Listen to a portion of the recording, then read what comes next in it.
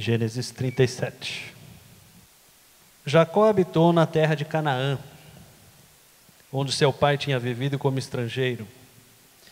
Esta é a história da família de Jacó. Quando José tinha 17 anos, pastoreava os rebanhos com os seus irmãos. Ajudava os filhos de Bila e os filhos de Zilpa, mulheres de seu pai, e contava ao pai a má fama deles. Ora, Israel gostava mais de José do que de qualquer outro filho, porque ele havia nascido em sua velhice. Por isso mandou fazer para ele uma túnica longa. Quando seus irmãos viram que o pai gostava mais dele do que de qualquer outro filho, odiaram-no e não conseguiam falar com ele amigavelmente. Certa vez José teve um sonho, e quando o contou a seus irmãos, eles passaram a odiá-lo ainda mais. Ouçam o sonho que tive, disse-lhes. Estávamos amarrando os feixes de trigo no campo, quando o meu feixe se levantou e ficou em pé. E os seus feixes se ajuntaram ao redor do meu e se curvaram diante dele. Seus irmãos lhe disseram: então você vai reinar sobre nós? Quer dizer que você vai nos governar? E o odiaram ainda mais por causa do sonho e do que tinha dito. Depois teve outro sonho e o contou aos seus irmãos. Tive outro sonho, e desta vez o sol, a lua e 11 estrelas se curvaram diante de mim. Quando contou ao pai e aos irmãos, o pai o repreendeu e lhe disse: que sonho foi esse que você teve? Será que eu, sua mãe e seus irmãos viremos a nos curvar até o chão diante de você? Assim seus irmãos tiveram ciúmes dele. O pai, no entanto, refletia naquilo. Os irmãos de José tinham ido cuidar dos rebanhos do pai, perto de Siquém. E Israel disse a José: como você sabe, seus irmãos estão apacentando os rebanhos perto de Siquém. Quero que você vá até lá. Sim, senhor, respondeu ele. Disse-lhe o pai: vá ver se está tudo bem com os seus irmãos e com os rebanhos, e traga-me notícias. Jacó o enviou quando estava no vale de Hebrom. Mas José se perdeu quando se aproximava de Siquém. Um homem o encontrou vagueando pelos campos e lhe perguntou: que é que você está procurando? Ele respondeu: procuro meus irmãos. Pode me dizer onde eles estão apacentando os rebanhos? Respondeu o homem: eles já partiram daqui. Eu os ouvi dizer: vamos para Dotã. Assim José foi em busca dos seus irmãos e os encontrou perto de Dotã. Mas eles o viram de longe e, antes que chegasse, planejaram matá-lo. Lá vem aquele sonhador, diziam uns aos outros. É agora, vamos matá-lo e jogá-lo num destes poços, e diremos que um animal selvagem o devorou. Veremos então o que será dos seus sonhos. Quando Rúben ouviu isso, tentou livrá-lo das mãos deles, dizendo: não lhe tiremos a vida. E acrescentou: não derramem sangue. Joguem-no naquele poço no deserto, mas não toquem nele. Rúben propôs isso com a intenção de livrá-lo e levá-lo de volta ao pai. Chegando José, seus irmãos lhe arrancaram a túnica longa, agarraram-no e o jogaram no poço, que estava vazio e sem água. Ao se assentarem para comer, viram de longe uma caravana de ismaelitas que vinha de Gileade. Seus camelos estavam carregados de especiarias, bálsamo e mirra, que eles levavam para o Egito. Judá disse então a seus irmãos: que ganharemos se matarmos o nosso irmão e escondermos o seu sangue?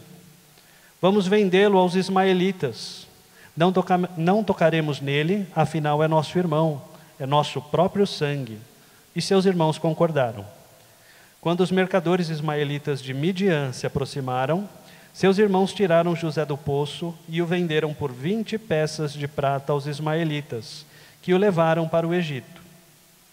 Quando Rúben voltou ao poço e viu que José não estava lá, rasgou as suas vestes. E voltando a seus irmãos, disse: o jovem não está lá. Para onde irei agora?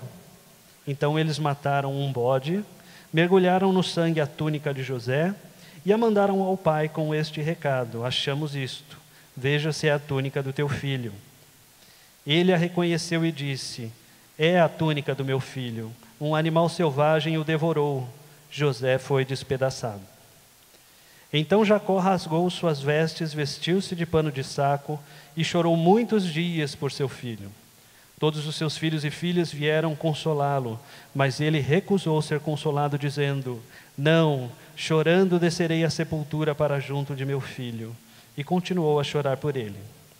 Nesse meio tempo, no Egito, os midianitas venderam José a Potifar, oficial do faraó e capitão da guarda.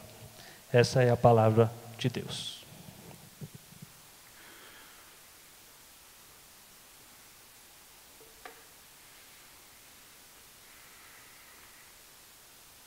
Vamos orar mais uma vez? Pai, nos dirige enquanto a gente olha para a vida de José.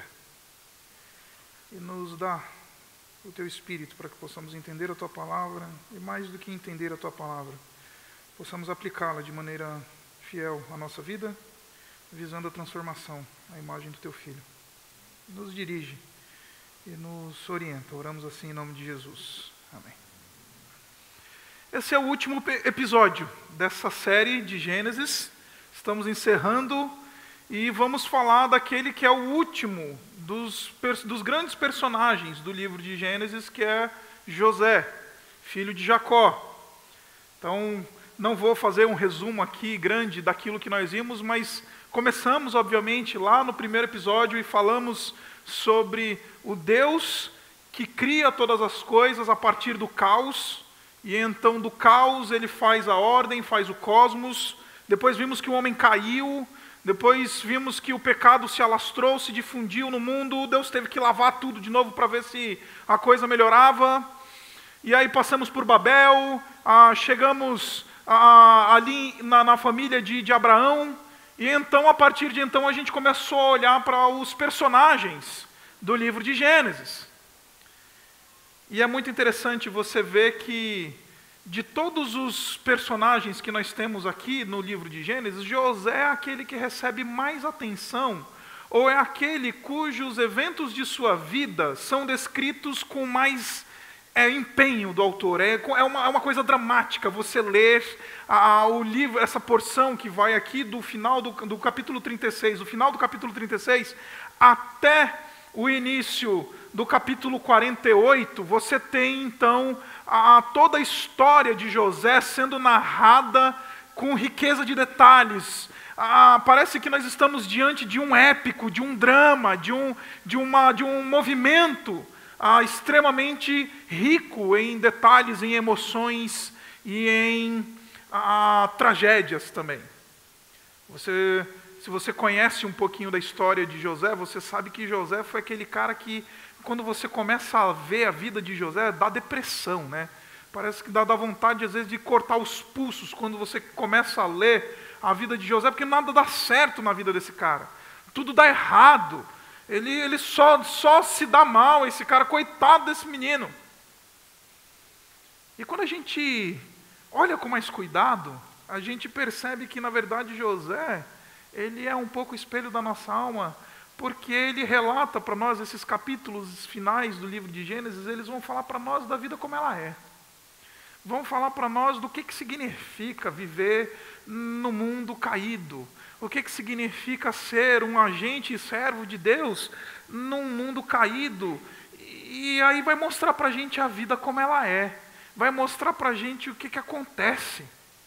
E é muito interessante porque a gente começa a ver elementos que são muito mais reais e muito mais comuns na nossa vida do que a gente imagina. Por exemplo, você chega aqui no capítulo 37, e você olha para o início do capítulo 37, especialmente o versículo 3, você vê lá e descobre que José ele estava numa família de vários irmãos, ele tinha 11 irmãos, ele era filho de Jacó. Jacó era um homem rico, Jacó era um homem próspero, Jacó era um indivíduo que tinha a riqueza à disposição, já tinha se estabilizado na vida, tinha 4 mulheres, Raquel, Lia, Bila e Zilpa. A Raquel, nessa altura do campeonato, já faleceu, e então você tem aqui essa família vivendo ali naquela terra de Canaã. Foi na terra em que Deus tinha prometido para Abraão, o bisavô de José, sob juramento. Agora, uma coisa que a gente não percebe muitas vezes quando a gente está lendo esse texto, é que, embora a gente esteja falando de uma família que a gente fala, aquela família da Bíblia, né? É aquela família que... É interessante que o autor bíblico ele não tem interesse nenhum de descrever para nós uma realidade que a gente tem que só ficar imitando, idolatrando, ou pintar os personagens bíblicos como se fossem perfeitos e como se fossem sem defeito nenhum. É o contrário. É interessante que o autor bíblico ele começa a mostrar para a gente que nessa casa, que aparentemente, se você olha de maneira superficial, está tudo certinho, tudo perfeito, todo mundo, o papai é rico, família está lá, tudo estabilizado. Na verdade, essa família é uma família cheia de problemas. Porque o versículo 3 diz para nós que Israel, Jacó, ele gostava mais de José do que qualquer outro filho. E para entender isso, a gente precisa relembrar um pouquinho dos eventos que aconteceram na vida de Jacó, o pai de José. E a maioria dos estudiosos, eles tendem a explicar essa preferência que Jacó tinha em relação a José, por causa não somente do fato de que ele era o filho mais velho do grande amor da vida de Jacó, que era a Raquel, mas ele era também, ele tinha sido, Jacó, um filho rejeitado. Se você esteve aqui com a gente quando a gente falou sobre Jacó, a gente descobriu que no início da vida dele, ele tinha sido um filho rejeitado pelo seu pai. O seu pai Isaac amava Esaú e não Jacó. Jacó, lembra, era aquele menino da casa, que estava em casa, que o pai gostava mais do mais velho, do Esaú, porque o Esaú era guerreiro, era valente. E nos parece que, embora Freud tenha falado muita besteira, aqui eu acho que Freud explica, né? Aquela rejeição que ele percebe, que ele viveu e experimentou, ela se manifesta na vida de José, num movimento pendular em Jacó, porque já que ele era o rejeitado, agora ele vai dar preferência, agora ele vai escolher. E ele ama José mais do que todos os outros filhos. E é interessante você ver que esse texto, ele fala para nós que por causa disso ele mandou fazer para ele uma túnica longa. E essa expressãozinha hebraica aqui, ela é bem difícil de traduzir. Então os tradutores de maneira geral tentam traduzir como túnica longa ou túnica de várias cores. Mas o que está em jogo aqui é o fato de que nós estamos falando de algo que foi feito com extremo cuidado. Algumas traduções bíblicas, não da língua portuguesa, mas especialmente da língua inglesa, vão falar de uma obra que é de muito detalhe, que tem riqueza de detalhes, uma coisa que não é simples, não é qualquer túnica. Nós estamos falando da túnica que é uma túnica cara, que é uma coisa bem feita, que é uma coisa que exige, no processo de fabricação, extremo rigor e cuidado. É interessante que a outra vez que essa expressão no Antigo Testamento aparece, vai falar sobre a túnica real. Em outras palavras, o Jacó ele preferia tanto José, que ele mimou José e gastou dinheiro com seu filho. Hoje o pai ele não faz túnicas longas, né? Ele manda para Disney. Ele manda para fazer intercâmbio, né?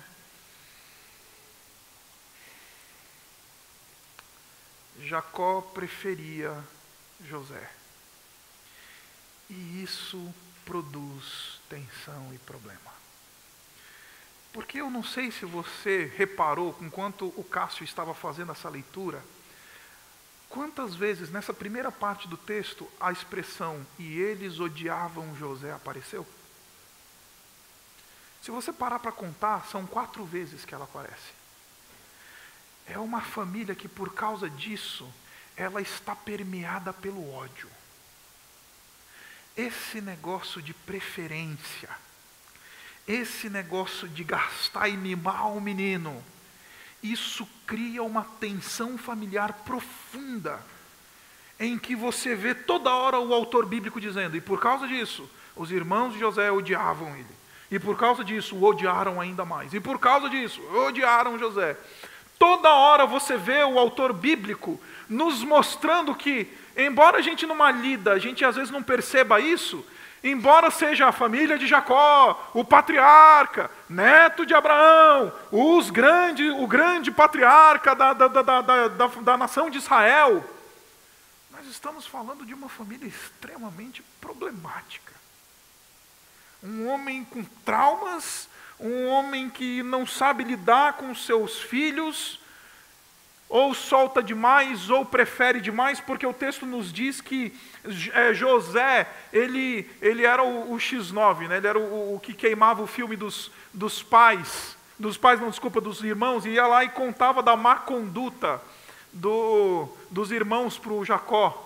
Ó, papai, ó, tá vendo o que esses caras estão fazendo?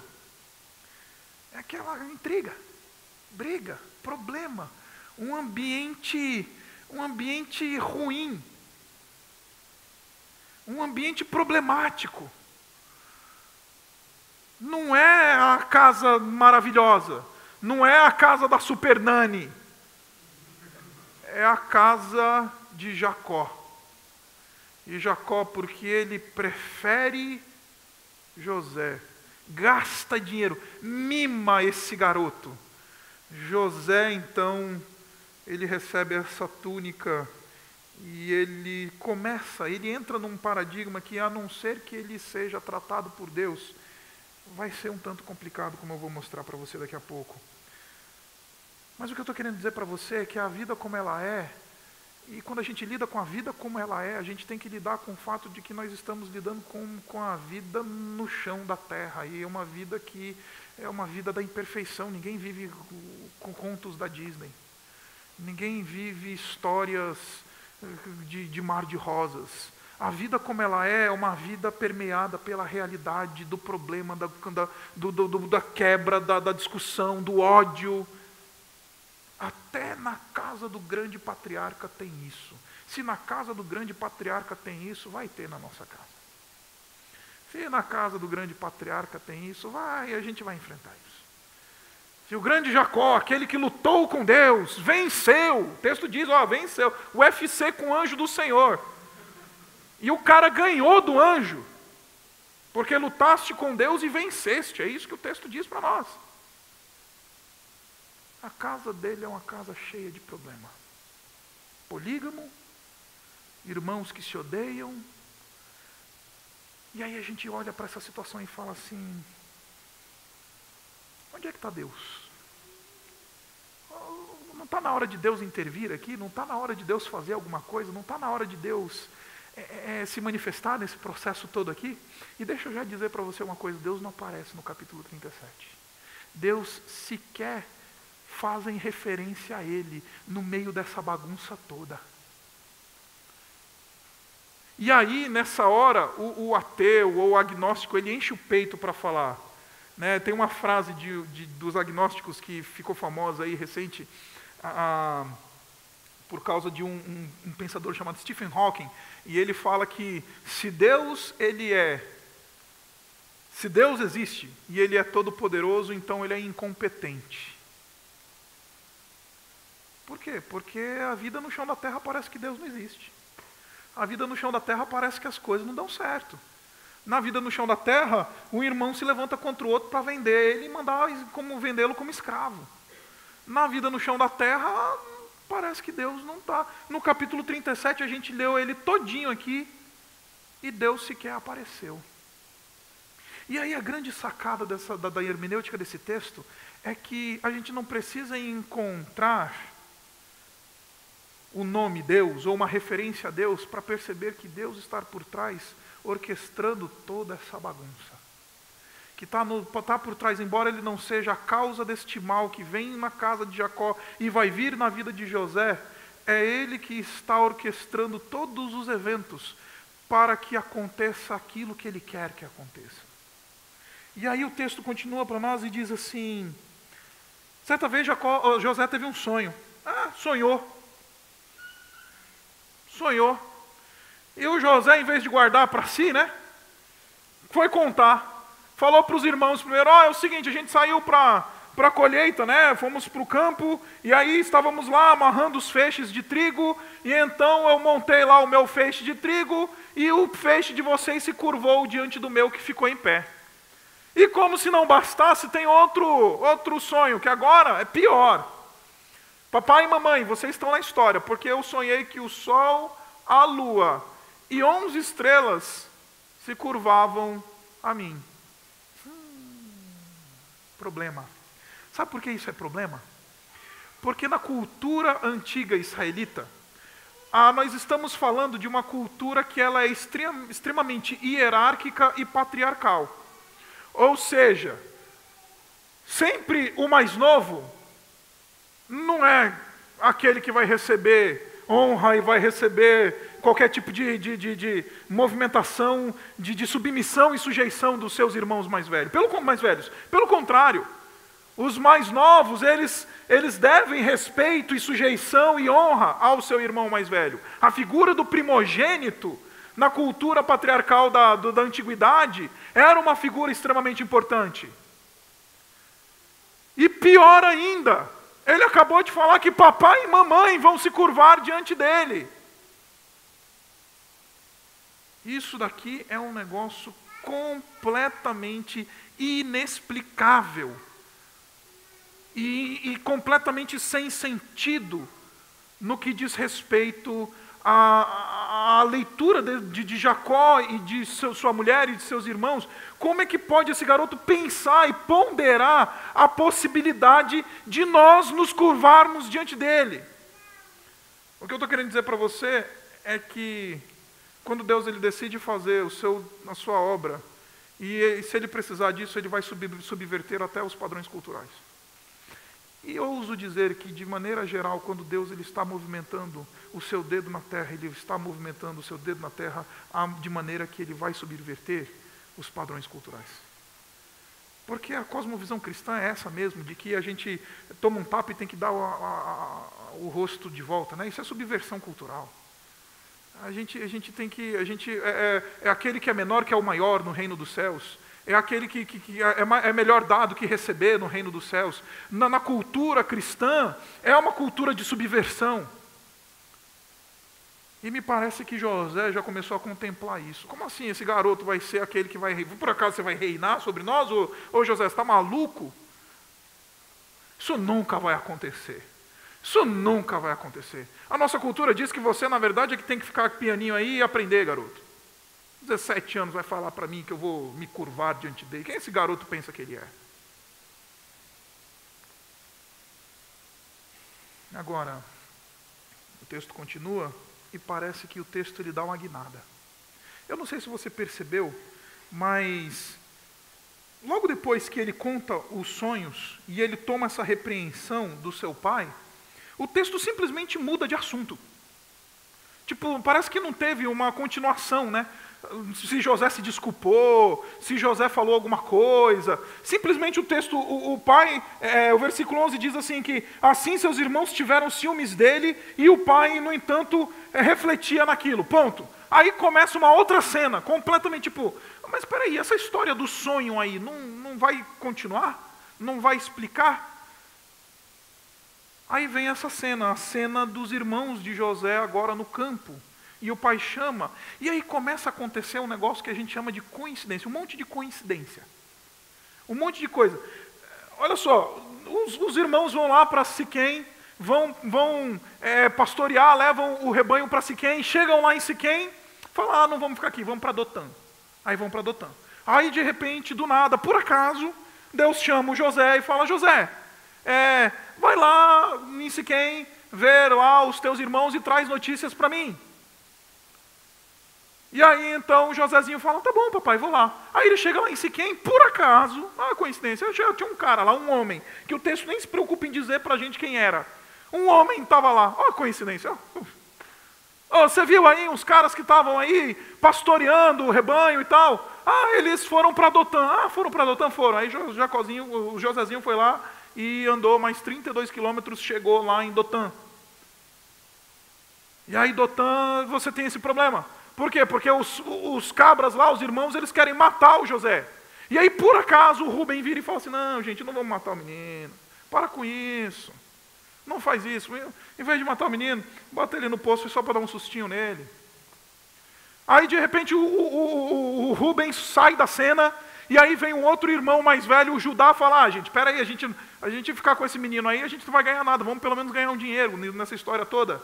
Vamos vender esse menino, porque por acaso, olha só que interessante, por acaso está passando aqui uma caravana de midianitas, indo para o Egito, e a gente, vamos fazer o seguinte, vamos vender o Josézinho, porque já que está aproveitando aqui a boca, aqui, vamos resolver o negócio.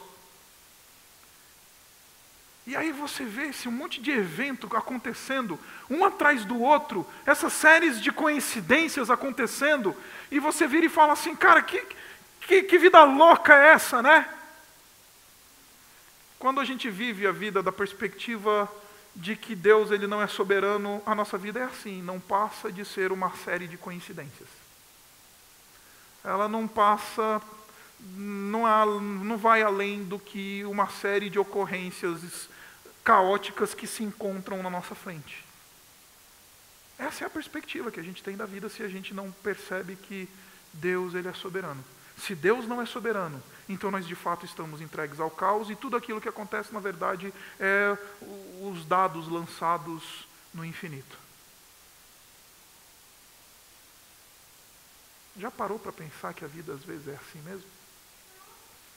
Começa a acontecer um monte de coisa que a gente fala, olha só que coincidência, olha só que coincidência, olha só que coincidência. E a gente tem essa perspectiva muitas vezes da vida de que a vida é uma sucessão de coincidências. E o interessante é que embora o texto não diga que Deus está lá ou alguém faça referência a Deus, deixa eu explicar uma coisa para você, se as coisas não tivessem acontecido assim, José nunca teria chegado no Egito. E nunca teria sido um instrumento de Deus para libertar exatamente essa turma aqui. Se as coisas não acontecessem exatamente como elas aconteceram, do jeitinho que elas foram, que aos nossos olhos parece um monte de coincidência, uma seguida da outra. Na verdade é Deus costurando uma história, apesar de José, apesar de Jacó, apesar dos irmãos de José, apesar dos midianitas, apesar de Potifar e do faraó. Deus está costurando a sua história. O que eu estou querendo dizer para você, queridos, é que quando a gente perde de vista a perspectiva da soberania de Deus, a gente vai viver aquilo que muita gente chama de ateísmo prático. O que é o ateísmo prático? O ateísmo prático é quando eu professo que sou crente, que amo a Jesus, e na verdade eu vivo como se ele não existisse. Esse é o ateu prático. Então você chegar para um ateu prático e você falar assim, você crê em Deus? Opa, é nóis. Você é cristão? Já fui lá na igreja, levantei a mão, o pastor colocou a mão na minha cabeça, orou por mim. Sou crente. Porque se você cumpre esse ritual, você é crente, né? Considerado crente. E aí cumpri o ritual, já sou crente. Vou no louvorzão. Ah, é. E vive como se Deus não existisse. Está aí um bom ateu. Ateu prático, um ateísta prático.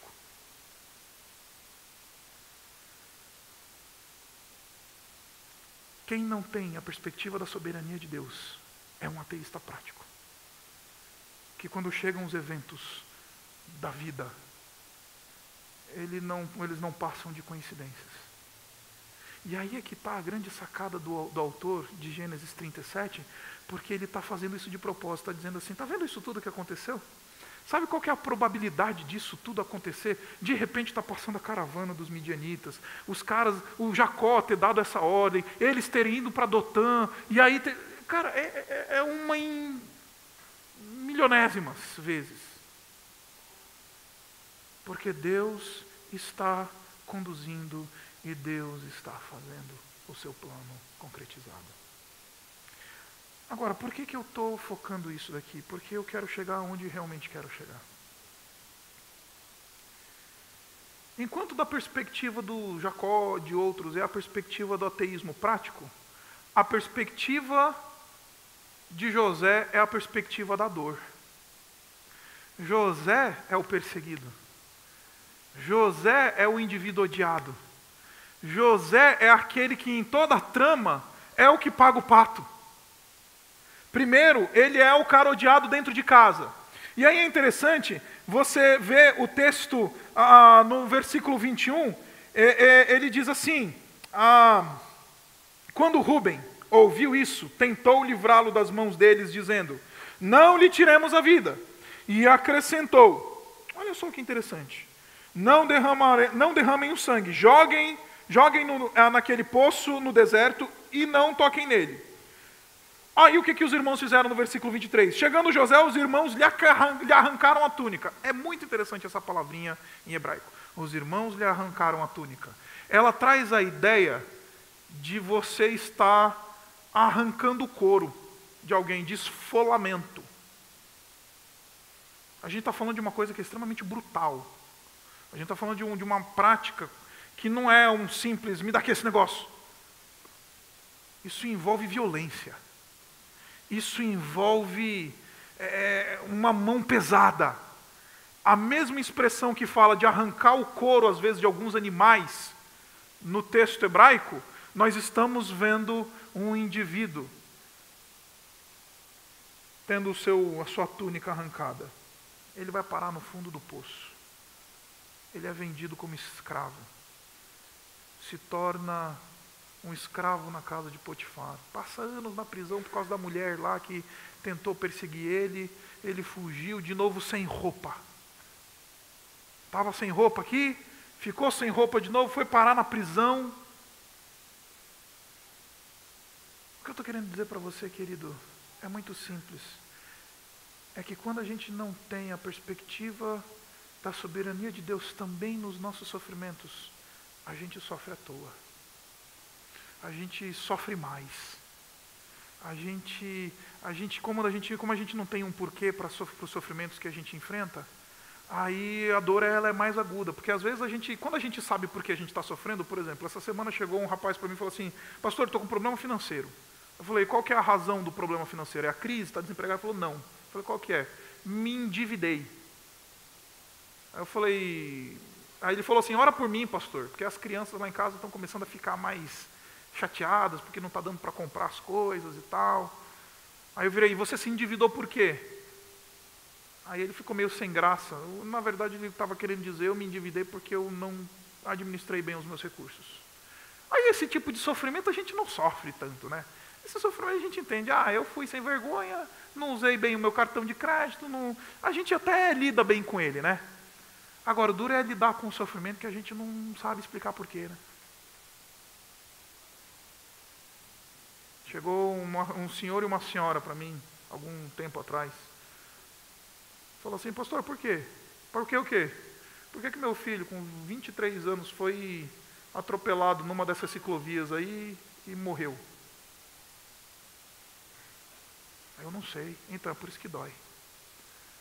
Porque se a gente soubesse dar um porquê para essas coisas, a dor ela ameniza, né? Você se encontrou, dói, mas ameniza. Agora diz C.S. Lewis, sofrer sem razão é a pior das dores. Sofrer sem ter um movimento que explique para nós por que a gente está sofrendo é o pior das dores. E o interessante é que esse é o caso de José. Ninguém contou para José que Deus, na verdade, estava costurando um movimento de livramento que lá na frente ele vai ser usado por Deus para trazer o livramento e a salvação para o seu próprio povo. José está enfrentando os seus irmãos lhe rejeitando, lhes odiando. José enfrentou toda essa perseguição e sofrimento. José recebeu lá, foi vítima de falso testemunho, passou e ficou anos na prisão. Ninguém explicou para José por quê. Ninguém chegou para José e falou assim, José, é o seguinte, você está sofrendo porque você falta fé. Conhece essa história? Você está sofrendo porque Deus é fogo consumidor. Conhece essa história? E como você não trouxe o dízimo esse mês, então é isso que está acontecendo.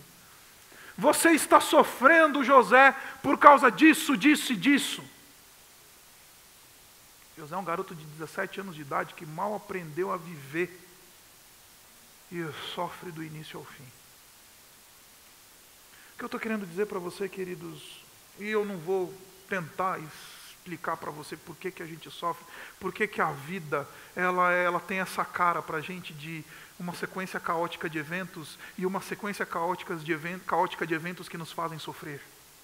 Eu não vou tentar explicar para você, porque a única explicação que eu tenho é a explicação bíblica, porque nós vivemos no ambiente da queda.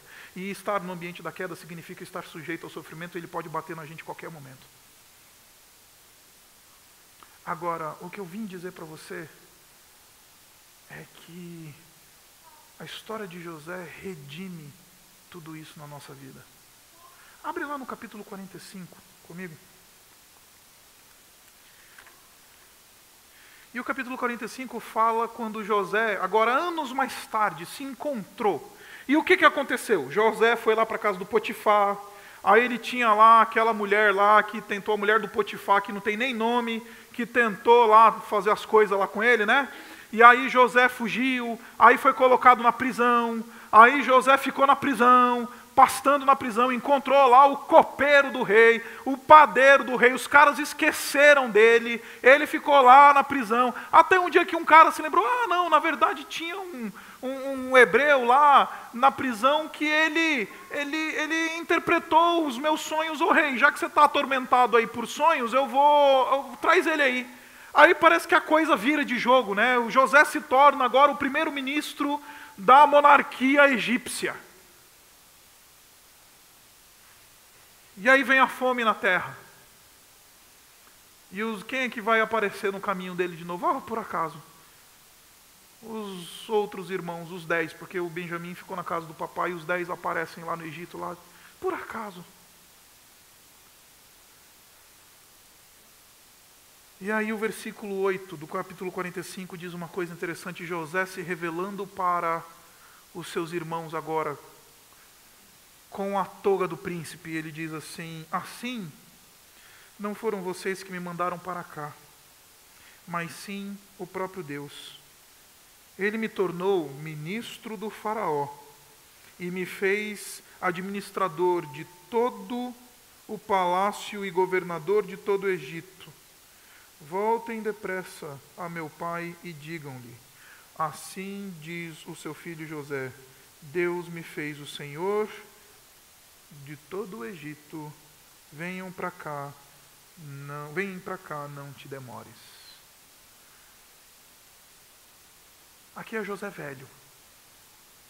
A melhor estimativa é que ele tinha por volta de 50 anos de idade. E aqui José está olhando para trás. E ele está falando, gente, a vida como ela é assim mesmo. Só que a gente precisa ver a vida da perspectiva da soberania de Deus, porque Deus, ele vai construir a história de livramento dele e o movimento de graça dele, independente do que nós somos. E tudo o que aconteceu era o dedo de Deus para promover livramento. Tudo que José passou era o dedo de Deus. E de novo, eu não estou dizendo para você que Deus ele fez José para sofrer. Porque então Deus seria o responsável pelo sofrimento de José. E eu não estou falando isso, eu não acredito que Deus tenha criado o mal. Mas porque nós estamos enfrentando uma realidade da queda, e o mal é a razão, o mal que existe na terra é por causa do pecado e do mal que existe, que vem do Éden.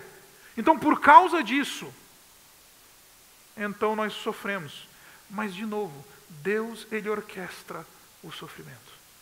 Ele usa o sofrimento, ele usa as nossas dores, ele usa os eventos para fazer a sua vontade.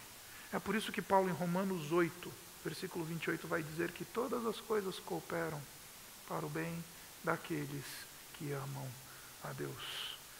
Todas as coisas cooperam para o bem daqueles que amam a Deus. Isso inclui perder a túnica. Isso inclui ser lançado no poço. Isso inclui ser vendido como escravo. Isso inclui passar 15 anos na cadeia.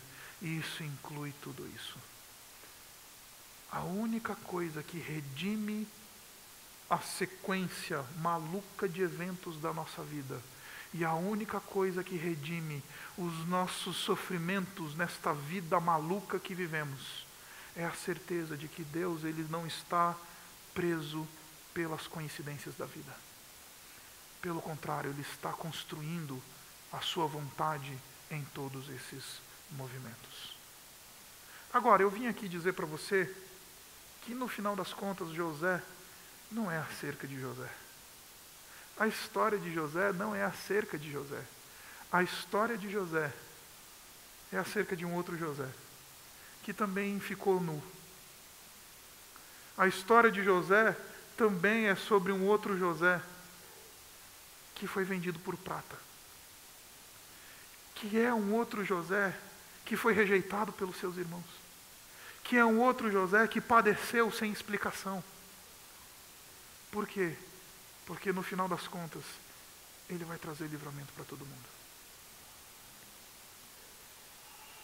Eu acho lindo o fato do livro de Gênesis encerrar com a história de José, porque de todos os personagens do livro de Gênesis, de todos, absolutamente todos, José é aquele que mais tipifica a pessoa do Senhor Jesus Cristo. José é aquele que mais manifesta e aponta para o Senhor Jesus Cristo. Aquele que sofreu sendo inocente, aquele que teve sua roupa que foi vendida e foi lá, virou objeto de bingo. Aquele que foi vendido por prata. Este indivíduo, ele é o redentor da humanidade. Assim como José passou por tudo que ele passou para trazer livramento e redenção para a sua família, um outro José, anos mais tarde, veio e manifestou quem ele era, sendo o redentor do mundo. Eu acho lindo o livro de Gênesis encerrar com este personagem. Porque o livro de Gênesis encerra então cantando e falando e prenunciando o maior de todos, o Senhor Jesus Cristo. Eu acho lindo o livro de Gênesis como terminar da maneira como ele termina, porque ele já diz, vai vir um outro, que vai passar por todas essas coisas e vai redimir todos que nele creem. Então eu vim aqui essa noite simplesmente dizer para você, querido e querida, talvez a sua vida, e eu não sei, tá? Mas talvez a sua vida esteja bem bagunçada e você está olhando para ela da perspectiva das coincidências e falando assim, minha vida é uma sucessão de eventos desordenados. Talvez você esteja num momento em que você está se perguntando, por quê, né? Por quê? Por que os meus irmãos me perseguem? Por que que eu estou sendo lançado no poço? Por que que eu estou sendo vendido? Por que que eu estou sendo perseguido? Por que essas coisas? Eu não sei dizer para você, eu não vou ter uma fórmula mágica gospel para dar para você. Eu vim dizer para você uma coisa muito simples. Deus está costurando os seus propósitos na história. Aquele sonho que José teve, ele se concretizou. José não sabia o que ia custar ter o sol, a lua e as estrelas se curvando diante dele. José não sabia o que ia custar ter os feixes de seus irmãos se curvando diante do dele. Mas Deus, ele vai cumprir o seu plano. Deus fez o sol, a lua e as estrelas se curvarem diante de José. Deus fez os feixes dos irmãos se curvarem diante de José. Ainda que isso tenha envolvido dor, sofrimento, perseguição e angústia. Então, o que eu vim dizer para você essa noite é muito simples e é o beabá da vida cristã. Olha para o teu Senhor.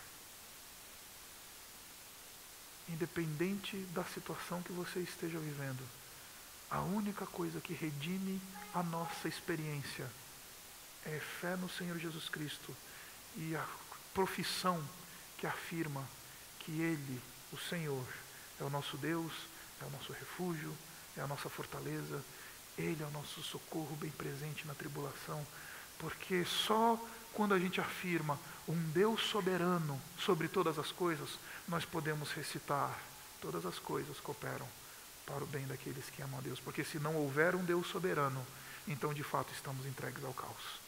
Então de fato estamos entregues a uma sucessão louca de eventos, a umas coincidências na vida, ou aos encontros e desencontros, como está muito na moda falar hoje em dia.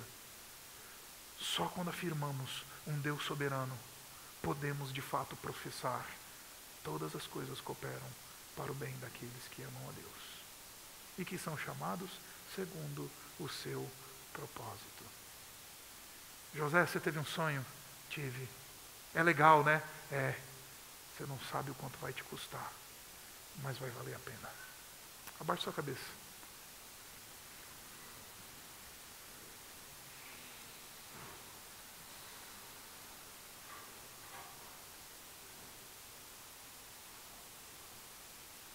Fala com teu Deus. Pergunta para Ele quais são os dilemas que você tem enfrentado aí e fala assim: Senhor, eu não estou entendendo muito essa sucessão de eventos da minha vida. Eu não tenho a perspectiva do todo. O Senhor é quem tem. Eu tive um sonho aí. Talvez Deus falou com você e te deu alguma promessa. Te deu um plano. Então eu queria que você falasse assim: Senhor, eu estou aqui. As coisas estão acontecendo sem que eu consiga explicar porquê. Os eventos são esses. A dor é essa. A angústia é essa. Mas, Senhor, eu quero entregar nas tuas mãos e me agarrar ao fato de que tu és soberano. Ao fato de que no final das contas o Senhor é quem está construindo a tua história, o teu desenho, o teu movimento para cumprir os teus propósitos. Então tira de mim essa perspectiva de que eu sou protagonista e bota em mim o sentimento correto de alguém que participa na concretização dos teus planos e não dos meus. De alguém que contribui com a sua dor, com a sua angústia, com os seus eventos inexplicáveis, contribui para a concretização dos teus planos, Senhor. Pai, estamos aqui e é tão precioso encerrar o livro de Gênesis olhando para José, vendo essa história que quem não conhece a Ti, quem não olha da perspectiva da soberania de Deus, vai achar a coisa mais maluca do mundo. Mas, Pai, Tu estás conduzindo, Tu orquestras o caos. No final das contas, a gente sabe que esse José, ele está apontando para o Teu filho, que também foi vendido, também foi despido. E, Pai, ajuda-nos a perceber que tudo isso tem um propósito Teu no final. Ajuda-nos a olhar para as nossas dores, não como nossas dores, mas como movimentos Teus na nossa vida, na concretização, ó Pai, de um plano muito maior do que a gente mesmo. Ajuda a gente a olhar para aqueles eventos inexplicáveis da nossa vida como matéria-prima da história que o Senhor está construindo. E nos dá, ó Pai, essa perspectiva da vida como ela é, de que ela só vai fazer sentido quando a gente percebe a Tua soberania e a Tua graça. Quando a gente percebe que soberanamente o Senhor está concretizando os Teus planos graciosos. E aí a gente vai conseguir lidar com a vida. Aí a gente vai ver como ela é, as nossas imperfeições familiares, tudo aquilo que está acontecendo na nossa vida. Essas coisas todas vão ser redimidas à medida em que a gente se coloca na cruz. À medida que a gente se encontra com o Senhor Jesus Cristo. Aquele que entende muito bem o que significa todas essas coisas. E ajuda-nos, ó Pai, a nos agarrar a Ti, em Ti. No fato de que Tu és um Deus soberano, refúgio presente, que controla todas as coisas e que por isso está conduzindo a história, apesar do mal que existe, para manifestar a Tua glória e a Tua bondade. Nós Te louvamos e nós Te agradecemos em nome do Senhor Jesus.